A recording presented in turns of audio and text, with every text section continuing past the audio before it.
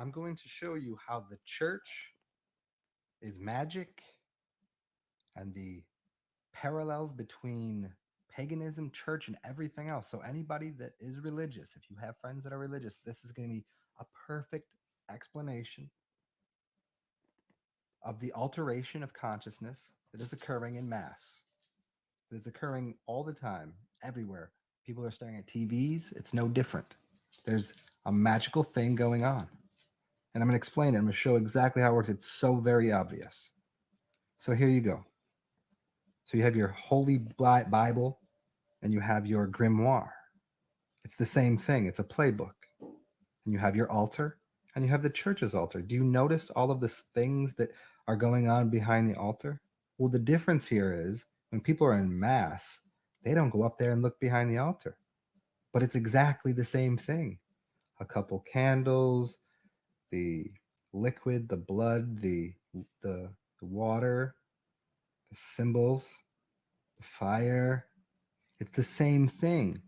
So what happens when a magician does it, when a pagan does it, or anybody, whatever you want to call the person that's in charge of that, what they do is they alter the universe for themselves and for people around them, usually for the better, but not always, who knows? But at church, what's happening is there's a group of people that are sitting in front of the altar, or are they sitting behind it? I mean, what's the, they're not participating. They're being told. The magic is being done to them. So this picture here of this guy right here, that is the sigil. That is the mandala. That is the focal point. That is an imbalanced cross. And if you, and people that are into religion, they're always like, oh, they're upset with the people that put the cross this way. That's an imbalanced cross too. And then if you look at people that deal with paganism and nature, they put the cross in the middle. There's something different there. Nonetheless, what's happening here is someone is standing behind or in front of the altar, however you'd like to see it, and there's a group of people that are chanting in a circle because it's where you get the learning that happens in school, because in school it's magic as well.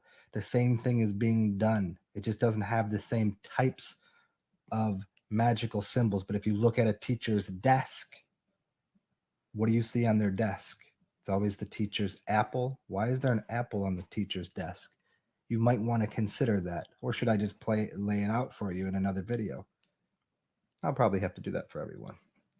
But here you go. They have the pencil on the teacher's desk, the paper. It's the same thing. The pentagram, that is the apple, which is the 5-pointed star. It's the same thing. And so you have your preacher and your teacher standing in front of the altar, sitting, talking to everyone sitting down, and they have the answers. They have the answers as the teacher. The preacher has the answers, right? So everybody sits there and they stare at the front and they stare at that symbol, which is a sigil. And they get so, everybody believes the Bible. Oh, the Bible's coming true. Well, what do you think happens in magic? If enough people focus on something, if enough people believe in something, then they create a universe around that magical item. So of course, to the people that are involved in scripture of the Bible, they're reading the script that someone else wrote. They're reading the playbook of someone else. This can happen in any type of magic. This can happen anywhere. And some people come together to make grimoires and make large corporate conglomerations, to make large god forms, to make all sorts of different devices out in nature. Some are participate in nature and do things holistic and healthy and healing towards the planet. Other people don't understand how the magic is being worked. And so these people that are sitting there listening to the Holy Bible, it was written as a script and it's put into people's heads. And then because they're all believing in that and subscribing to that, subscribing, it means to be beneath the scribe, to scribe under, subscribe. So they subscribe to some kind of ideas. Now, there's nothing wrong with having a subscription to something, as long as you know what you're subscribed to and what it's saying. So all of these people are underneath mind control. But as soon as if they can see this the same way, because they don't like what's going on with the pagans, they don't like what's going on with um, the demonic, the devilish, the satanic, but it's the same exact thing that's occurring. If you're not the one writing the grimoire, if you're not the Time Lord, if you're not the overseer, if you're not the keeper of the words that have been used for how many the same words have been used over and over. Chant learning. It's called rote learning. Chant. To rote, to rotate. It's called rota. And it's what happens in school. It's called rote learning. I say, then you say back. It's what happens in the church. Church even means circle. So you're circling back around the same thing, staring at that icon, staring at that sigil. So what should the practice be? So in real time, what I'll do here is I'll show you how to just change this, eliminate all of this, make your own sigil, make your own God form. It'll be a short term. It'll be a short term God idea. It will be a very small something that you'd like to see what happens. And here's what we'll do. I'll make something simple that you can all meditate and focus on and see if you can make that come past to come into your life. It'll be something very simple, and we'll do it from the level of, I'm not going to show you a symbol or a sigil that I make without your knowledge, because that would be unfair, because that would be what's happened to everyone for their entire life. They're staring at symbols and they're wondering why they're hungry for McDonald's. They're wondering why they're fearful of everything, but they've gone to church every Sunday, and the evil apocalypse is coming and everything's dangerous and all of this, and people are wondering why it happens. So if we just lay it out very simply and tell people what's happening, and I show you, we can look at something and say, hey, we can have something simple. See if we can't manifest each individually something simple by something I'll do here, and I'll put it on this page. Like, I'll think about it. Maybe it'll be something like saying something that you might see on the internet. You're just looking through your Instagram feed, or you're looking on Reddit, or whatever you might be doing, or maybe out in nature you come across something. So I'll do that. We'll pause this here. But the idea here, I hope everybody can see it. It's the same alteration. It's an altar. So it's altering consciousness of people and inserting into their mind a conscious program that dips into their subconscious and hides itself until it manifests. And now we crack the whole thing. And then it's scary because, then you don't know what's going on. It could be anything. But now if you just start writing your own code, you can create anything that you'd like. So here we go. I'll do that right now for you guys. Here we go. We'll make it simple.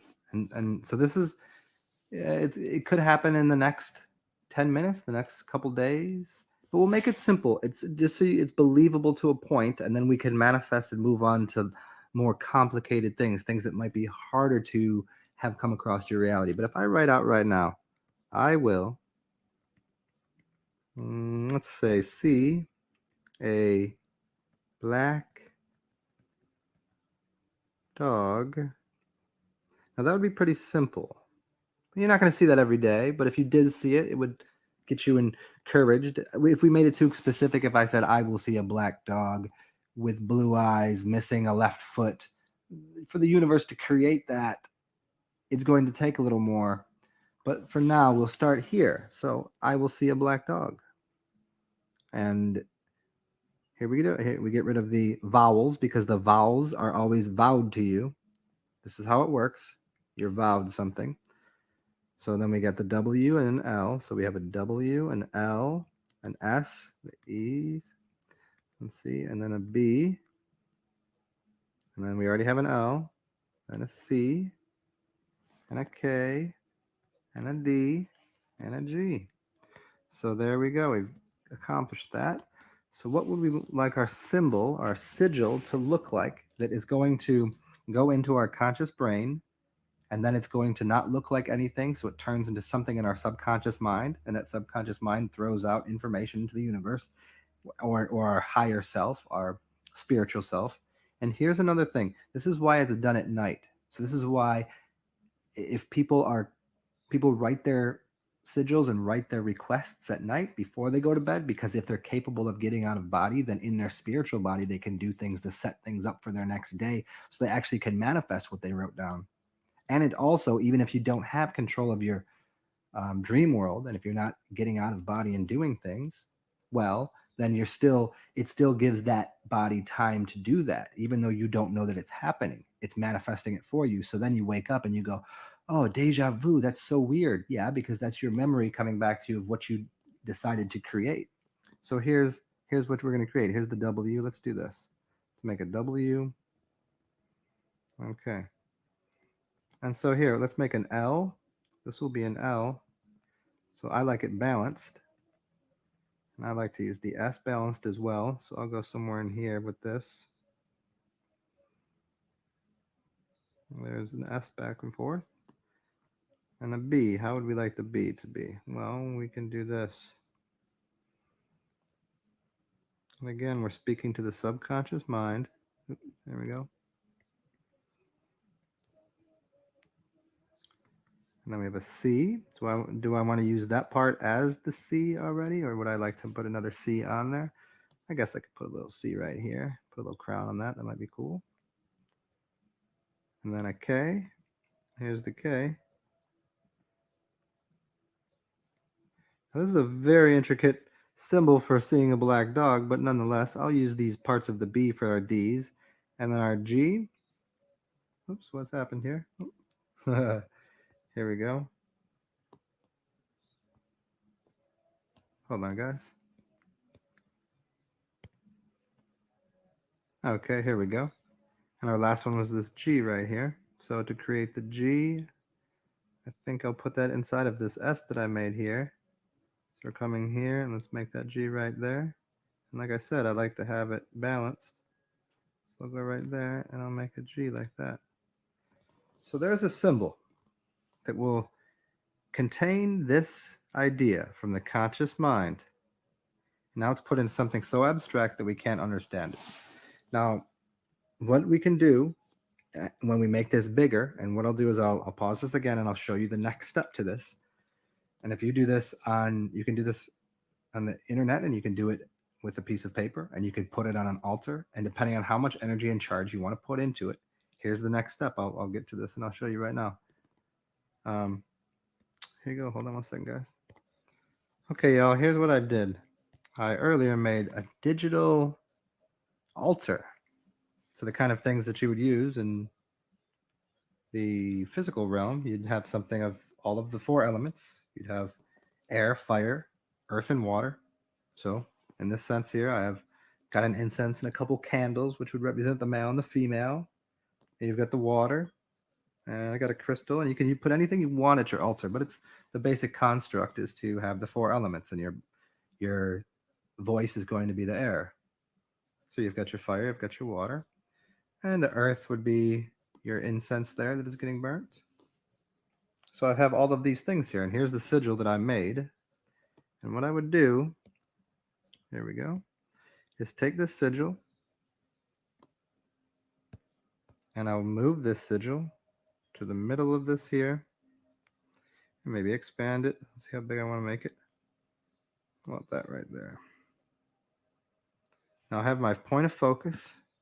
Now that sigil has become a mandala. Now this could be, every one of these colors here, this is just something that I made.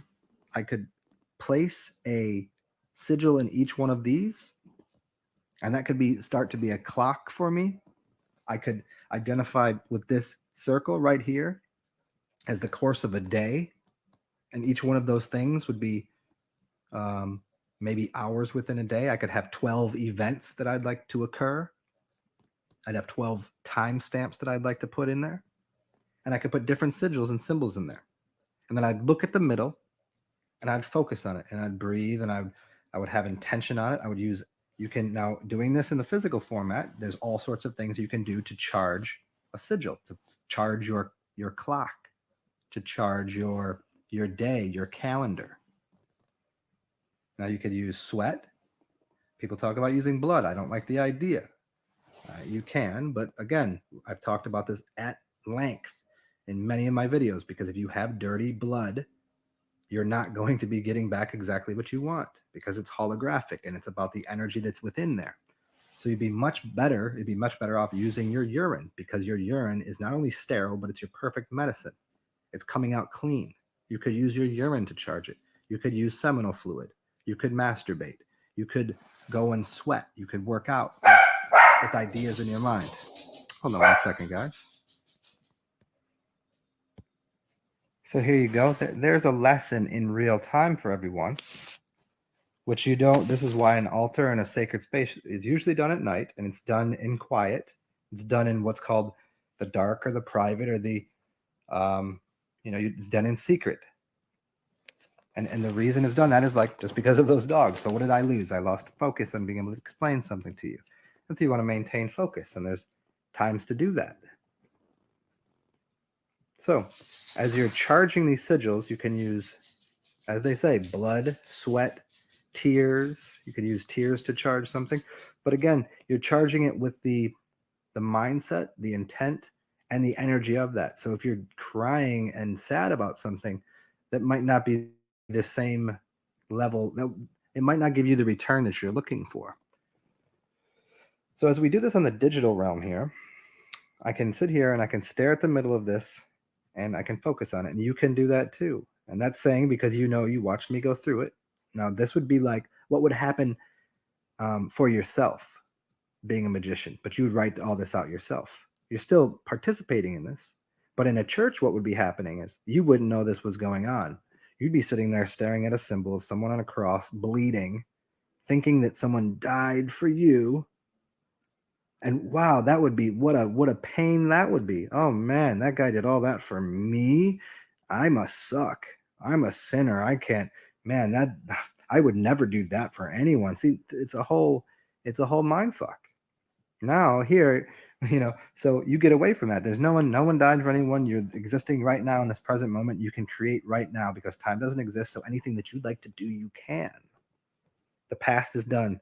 It's emptiness. And you can do anything that you want going forward. So now here you go. You sit here and you stare at this and you focus. And your intention is what you wouldn't have when charging a sigil, though, is you would that idea of what it is would vanish. You would just be charging into the idea. And as Neville Goddard talks about, he was a magician as well, but he was doing it from a higher level. He bypassed all of this apparently because he would use his mind and create out of his mind. But we have to understand that the time and place that he lived, the types of things he was ingesting was way different. He was ingesting, the airwaves weren't all clogged up and jammed up, and the water wasn't what it was, and the food wasn't GMO'd, and the environment wasn't as distraught. So and there was no television, he wasn't watching TV every day. I mean, there's a whole different set of frequencies and occurrences that are already jammed into our head that, don't allow us to create out of our mind because we need an amount of focus and attention. So as I was saying, that's always that's the highest level, and that's what you're aiming for. But these things, and I'll give you a way to sit here. And as I was going through my other videos, you can get into a meditation, put your thumb to your index finger, or maybe your ring finger, and get to a theta breathing pattern. And as you get into that breathing pattern, you're focused on the symbol. That symbol is speaking to your subconscious mind. And then you daze off and go into sleep. Now, if you're very good at that, you could actually walk into that dream and you could start setting things up and doing things. And then tomorrow, walk that path. And all of a sudden, you'll be surprised to see that, wow, there is that, whoa, holy, wow, that I seen that last night. And those things that you thought were deja vu or synchronicities, you're actually creating them because you wrote them down now. You focused on them. You put it in your subconscious. You went to sleep, dipped into your subconscious mind, and you created your reality. Isn't that fun? And so now that everybody is more aware of that, there would be no reason ever to create a reality that wasn't beneficial to you and someone else. It becomes so simple. And so you'd create something awesome. So once you learn how to do this and you come back and look at my channel, or I come to your channel and you put a symbol out there and we all go, oh, that's going to be something good. Why would it be something harmful? Because anybody knows karma's going to come back and, it's going to serve you. So you don't want that. So here you go. Here's your symbol. Charge it up and see if it actually occurs. See if that you see that. And then you can, as you start to do this, you can start to do digital, as I'm doing here. You can make yourself a little digital altar. Maybe I'll put that in my website and give everybody an easy way to just create their own digital etheric, because again, this is just a different style of digital ether. You could create a digital symbol and you could do that all online. So if you guys would like that, let me know. I think that might be something cool that you could all participate in. So I hope you enjoyed this lesson, and we'll talk soon, everybody. Cheers.